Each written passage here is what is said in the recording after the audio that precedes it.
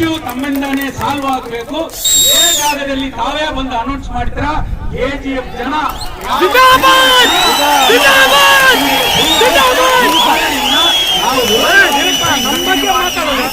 ತಮಗೆ ಹೇಳ್ತಾ ಇಲ್ಲ. ನಾವು ಈ ಜನರು, ಇಡೀ KGF ಜನರು, ಇಡೀ ಕೋಲಾರ ಕ್ಷೇತ್ರದಲ್ಲಿ ಇರುವಂತ ಹಲವು ಜನ ನಮಗೆ ಒಂದು ಆಶ್ವಾಸ ಕೊಟ್ಟಿದ್ದಾರೆ. ನಾವೇನು ತಾವು ಬಂದಿದ್ದೀರಿ ಒಪ್ಕೊಂಡು ಹೋಗ್ಬಿಟ್ಟಿವಿ ಅಂತ ನಾಳೆ ನಮ್ಗೆ ಏನಾದ್ರೂ ಪ್ರಾಬ್ಲಮ್ ಬಂದ್ರೆ ಅವರು ಬರೋದಿಲ್ಲ. ಆದ್ರಿಂದ ನಾವು ಕೂತು ಮಾತಾಡಿ ಚರ್ಚೆ ಮಾಡ್ತೀವಿ. ಡೆಫಿನೆಟ್ ಆಗಿ ನಾವು ಹೇಳಿದಂಗೆ ನಾವು ಎಲ್ಲಾ ಡಾಕ್ಯುಮೆಂಟ್ಸ್ ಕೊಡ್ತೀವಿ, ನಮ್ಮ ಜೊತೆಯಲ್ಲಿ ಬರ್ತೀವಿ ಸರ್. ಇದನ್ನ ತಾವು ತಪ್ಪು ತಿಳ್ಕೋಬಾರ್ದು. ನಾವು ಸರಿಯಾದ ತೀರ್ಮಾನ ತಗೊಳ್ತೀವಿ, ನಿಮ್ಮ ಮಾತಿಗೆ ಬೆಲೆ ಕೊಡ್ತೀವಿ ಅಂತ ಇವರ ಪರವಾಗಿ ನಾನು ಹೇಳ್ತಾ ಇದ್ದೀನಿ. ನನ್ನ ಹೆಸರು ಜ್ಯೋತಿ ಬಾಸು ಅಡ್ವೊಕೇಟ್. ನಾವೇ ತಗೊಳ್ತೀವಿ.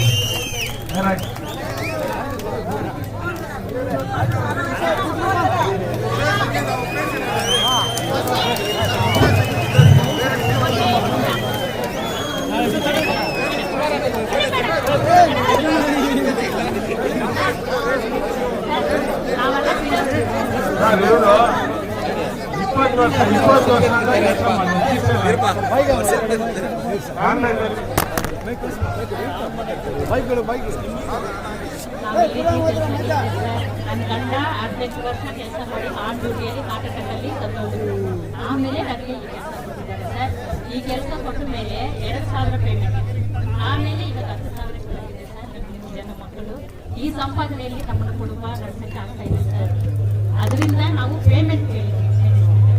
ಆಮೇಲೆ ನಾವು ರಿಟೈರ್ಡ್ ಹೋಗುವಾಗ ಇವಾಗ ನಮ್ಗೆ ಕುಡಿಯಕ್ಕೆ ನಾವು ಕೇಳಿದ್ರೆ ನಿಮ್ಮ ಪರವಾಗಿ ನಮಗೆ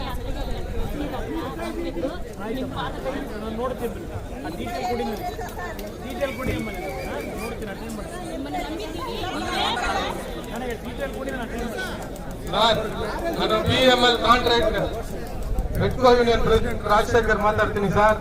ತಾವು ಒಂದು ಮಾತು ಹೇಳಿದ್ರಿ ಸರ್, CM ಸರ್ ಹೇಳಿದ್ರು ಪರ್ಮನೆಂಟ್ ಮಾಡಕ್ ಆಗೋದಿಲ್ಲ ಅಂತ, ಅದು ಗೌರ್ಮೆಂಟ್ ಕೈಯಲ್ಲಿದೆ ಅಂತ. ಗೌರ್ಮೆಂಟ್ ಸ್ಟೇಜ್ ಮೇಲೆ ಬಂದಿದ್ದೀರಾ ಸರ್, ನೀವು ಬೇರೆ ಯಾರು ಸರ್ ಬರ್ಬೇಕು? ನೀವು ನಮ್ಗೆ ಅಪಾಯಿಂಟ್ಮೆಂಟ್ ಆಗುತ್ತೆ ಸರ್. ಅದರಿಂದಾನೇ ನಾವು ಕಲ್ಪನೆಯಲ್ಲಿ ಕೆಲಸಕ್ಕೆ ಬಂದಿರೋದು ಸರ್. ಆಯಂ ಆಗ್ಬೇಕು ಅಂತ ಒಂದೇ ಒಂದು ಉದ್ದೇಶದಲ್ಲಿ ಬಂದಿರೋದು ಸರ್. ದಯವಿಟ್ಟು ನೀವು ಸಹಕಾರ ಮಾಡಿ ಸರ್. ಪರ್ಮನೆಂಟ್ ಗೌರ್ಮೆಂಟ್ ಮಾಡೋದು ಉಪಯೋಗದಲ್ಲಿ ಬರ್ತದೆ. ಗೌರ್ಮೆಂಟೇ ಮಾಡಬೇಕು. ಪ್ರಶ್ನೆ ನಮ್ಮ ಮುಂದೆ ಇಂಡಿವಿಜುವಲ್ ಡಿಸಿಷನ್ ತಗೊಳಕ್ಕಾಗಲ್ಲ. ಇದರಲ್ಲಿ ದೇಶದಲ್ಲಿ ಹಲವಾರು ಭಾಗದಲ್ಲಿ ಕೆಲಸ ಕೂಡ ಪ್ರಾರಂಭ ಮಾಡೋದು ಇದು ಸಮಸ್ಯೆ ಇರೋದು. ಇದು ಒಂದಕ್ಕೆ ನಾವು ಡಿಸಿಷನ್ ತಗೊಳ್ಳೋದಕ್ಕೆ ಹೋದ್ರೆ ಇಡೀ ದೇಶದಲ್ಲಿ ಎಲ್ಲದಕ್ಕೂ ಅಪ್ಲೈ ಮಾಡಬೇಕಾಗುತ್ತೆ. ಇದು ಸಮಸ್ಯೆ ಇದೆ. ನಾನು ಅದಕ್ಕೆ ನಿಮಗೆ ಹೇಳಿದ್ರೆ 2008ರಲ್ಲಿ ಯಾವ ಆ ಕಂಡೀಷನ್ ಏನೇನು ನಿಮ್ಗೆ ಹಾಕಿದ್ರು ಕರೆದಾಗ ಅದ್ರ ಪೇಪರ್ ಎಲ್ಲ ನನಗೆ ಕೊಟ್ಟರೆ ಸ್ವಲ್ಪ ಅದರಲ್ಲಿ ಈಗಲೇ ನಿಮಗೆ ಪರ್ಮನೆಂಟ್ ಯಾರು ಮಾಡಕ್ ಸಾಧ್ಯ ಅನ್ನೋದು ನೋಡ್ತೀನಿ. ಅದಕ್ಕೆ ರೆಕಾರ್ಡ್ಸ್ ಕೊಡಿ ಕೇಳ್ತಾನೆ. 2008ರಿಂದ ನಿಮ್ಮನ್ನು ಕರೆದಾಗ ಅವರೇ ಓಪನ್ ಕಾಲ್ಫರ್ ಮಾಡಿ ಕರೆದಾರಲ್ಲ, ಆ ಟೈಮ್ ಏನೇನು ಕಂಡೀಷನ್ಗಳಿತ್ತು ಅದಾದ್ಮೇಲೆ ಕೆಲವೆಲ್ಲ ಇಲ್ಲಿ ಡಿಸಿಷನ್ಗಳು ತಗೊಂಡವ್ರೆ ಮ್ಯಾನೇಜ್ಮೆಂಟ್. ಆ ಡಿಸಿಷನ್ ತಗೊಂಡಂತ ಇಶ್ಯೂಗಳು ನನಗೆ ಬೇಕು. ಅದ್ರ ಮೇಲೆ ನೀವು ಪರವಾಗಿ ನಾವು ವಾದ ಮಾಡೋದು ಅನ್ಬೋದು. ಡೆಲ್ಲಿನಲ್ಲೂ ಮಾಡ್ಬೋದು, ಇಲ್ಲೂ ಮಾಡ್ಬೋದು. ಅದಕ್ಕೆ ಡಾಕ್ಯುಮೆಂಟ್ ಮ್ಯಾಕ್ಸಿಮಮ್ ಎಷ್ಟು ಮ್ಯಾಕ್ಸಿಮಮ್ ಸಹಾಯ ಮಾಡಕ್ ಸಾಧ್ಯ ಇದನ್ನ ಮಾಡ್ಕೊಡೋದು ನನ್ನ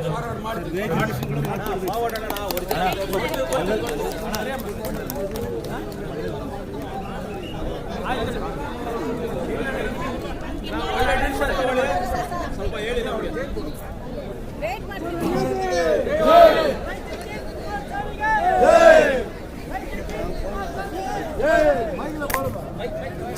அங்கங்கே நிற்கும் தொழிலாளர் தோழர்கள் வந்தலுக்கு வாங்க, இல்லைன்னா நான் பேசுறத கவனம் கொடுத்து கேட்டுக்கோங்க.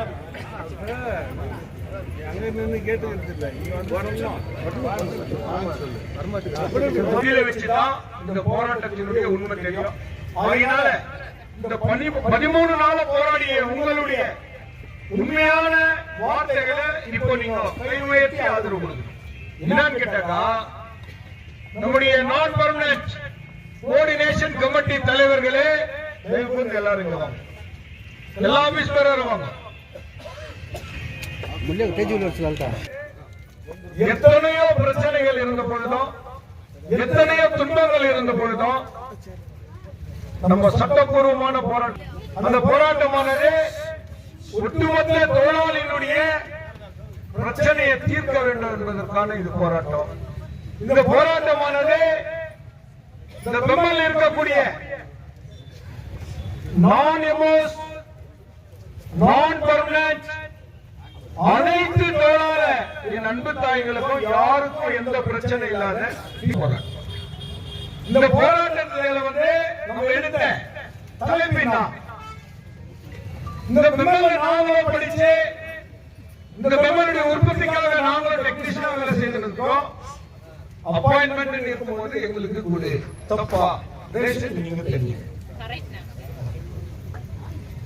ஏறத்தாழ 30-40 வருஷம் அன்ஸ்கில்டு தொழிலாளியாக செமிஸ்கில்டு தொழிலாளியாக உங்க மத்தியில் இந்த பெம்மல்ல நம்ம டிசிஎல் தொழிலாளர் தோழர்கள் நம்ம வேலை செய்திருக்கிறோம்.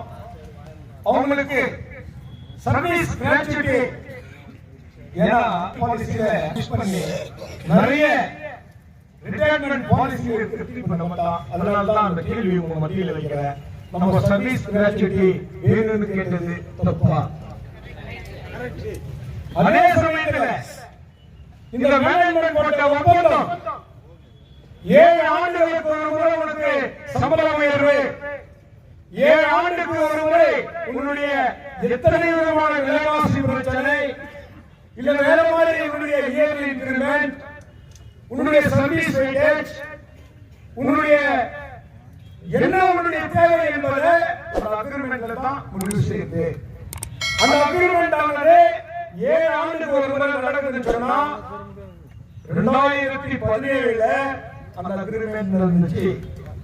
அந்த அக்ரிமெண்ட் முடிஞ்சு 2023 மார்ச் மாசம் 31ஆம் தேதி அந்த அக்ரிமெண்ட் நிறைவு பெற்றது. இந்த அக்ரிமெண்ட் மூலமா எங்களுக்கு தெரியும் புதிய அக்ரிமெண்ட் பண்ணணும், எங்களுக்கு புதிய சம்பள உயர்வு கொடுக்கணும், எங்களுக்கு ரிட்டையர் ஆகி போறவங்களுக்கு சர்வீஸ் கிராஜுவிட்டி கொடுக்கணும், எங்களுக்கு 60 ஆண்டு இங்க செய்யக்கூடிய இந்த ஃபவுண்டேஷனால எங்களுக்கும் கிஃப்ட் கொடுக்கணும். இது தவறா தாயே? இதை கேட்டதுக்கு தான் நம்ம விருப்பம். இந்த போராட்டத்தின் வாயிலாக நம்முடைய தன்னவரை மக்களை ஒன்றித்திருந்து இந்த போராட்டத்திற்கு ஒரு மிகப்பெரிய ஆதரவை தந்து இது ஒரு தகவலின் போராட்டமாக மாறியதற்கு மீண்டும் உங்கள் யாவருக்கும் வணக்கம் கூறுகின்றோம். நான் பர்மனன்ட் கோஆர்டினேஷன் கமிட்டி சார்பாக இப்ப நம்மளுடைய மத்தியில நம்மளுடைய மத்திய அமைச்சர் தொழிற்சங்க தலைவர் HD குமாரசாமி, முன்னாள் கர்நாடக முதலமைச்சர், 2 முறை கர்நாடக முதலமைச்சர், அவருடைய தகப்பனார் மரியாதைக்குரிய ஐயா தேவகவுடா இந்தியாவினுடைய முன்னாள் பிரதம மந்திரி, அவர் பெற்றெடுத்த பிள்ளை, ஒரு விவசாயி பெற்றெடுத்த பிள்ளை. நிச்சயம் நாங்கெல்லாம் ஏற்றுக்கிறோம். நம்ம மத்தியில அவர் என்ன சொன்னாருன்னு சொன்னா, உங்களுடைய போராட்டம் நியாயமான போராட்டம், உங்களுடைய போராட்டத்திற்கு என்னுடைய முழு நேரத்தை அர்ப்பணிச்சு உங்களுக்காக நான் இந்த கேஜ கொண்டு உங்க போராட்டத்துல 13 நாளாவது நான் உங்ககிட்ட உங்க மத்தியில உங்களுடைய பிரச்சனையை கேட்டு உங்களுக்கு ஒரு பதில் சொல்றேன்னு அவர் சொன்ன பதில், உங்களுடைய போராட்டத்தினுடைய உண்மை தரத்திற்கு உண்மையான பதில் சொன்னா நான் ஏதோ ஒரு முடிவை வாங்கிக்கோ சொல்லிட்டு போக முடியாது. உங்களுடைய உங்களுடைய 2006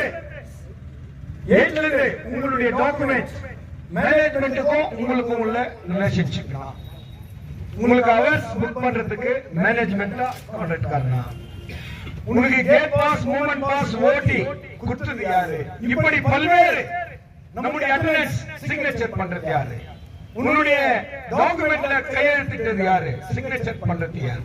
ஆகையினால அந்த டாக்குமெண்ட் எல்லாம் என்கிட்ட கொடுக்கும். நான் கன்சர்ன் ஆபீசர் கிட்ட இல்ல சிஎம்டி கிட்ட டைரக்டா நான் ஆல்ரெடி பேசியிருக்கிறேன். அவர் 3 days or 4 days டைம் கேட்டுக்கிறாரு. எனக்கும் டெல்லி போயிட்டு வரோம். ஃப்ரைடே உங்க பிரச்சனையை நானே உட்காந்து உங்க ரெப்ரசன்ட் அதாவது ஆபீஸ் பேரஸ் முன்னிலையில மேனேஜ்மெண்ட் கார்ப்பரேட் மேனேஜ்மெண்ட் கிட்ட சிஎம்டி கிட்ட அதுக்கு இருக்கக்கூடிய டிகே சார் கிட்ட உட்கார்ந்து ஃபைனல் பண்ணி கொடுக்குறேன். இன்னைக்கு வெள்ளிக்கிழமை, இன்னும் எத்தனை நாள் இருக்குது? எத்தனை நாள் இருக்குது? 5 நாள் இருக்குது. இன்னைக்கு ஞாயிற்றுக்கிழமை. ஆகையினால என் நண்பு தோழர்களே, என் நண்பு தாயில ஏதோ யூனியன் எடுத்த முடிவுன்னு தயவு செய்தீங்க நீங்கெல்லாம் சிந்திக்க கூடாது. உங்களை வழி நடத்துவது உண்மை. இந்த போராட்டத்தை ஒன்று திரட்டியது உண்மை. அனைத்து தங்கவயல் அரசியல் தலைவர்கள் இந்த மேடைக்கு அழைத்தது உண்மை. அனைத்து வியாபாரிகளையும் இந்த மேடைக்கு அழைத்தது உண்மை.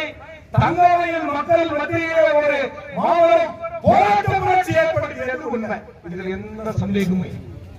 ஆனா இந்த போராட்டத்தை இப்பவே முடிச்சிடலாமா, இல்ல வெள்ளிக்கிழமை வரலாம் அவர் முடிச்சு கொடுக்கிறவெல்லாம் இந்த பந்தல் இருக்கலாமா?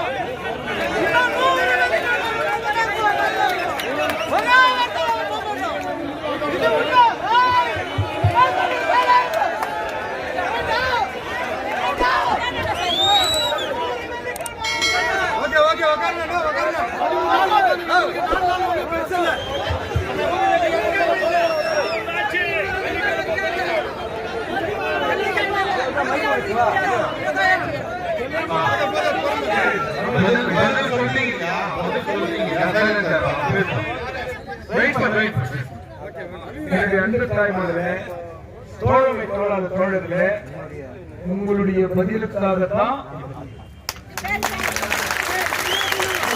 உண்மையான உள்ளத்தின் வார்த்தைகளுக்காகத்தான் இந்த இடத்துல இந்த கேள்வி. ஏன்னா நீங்க உங்க முடிவு சொல்லக்கூடாது.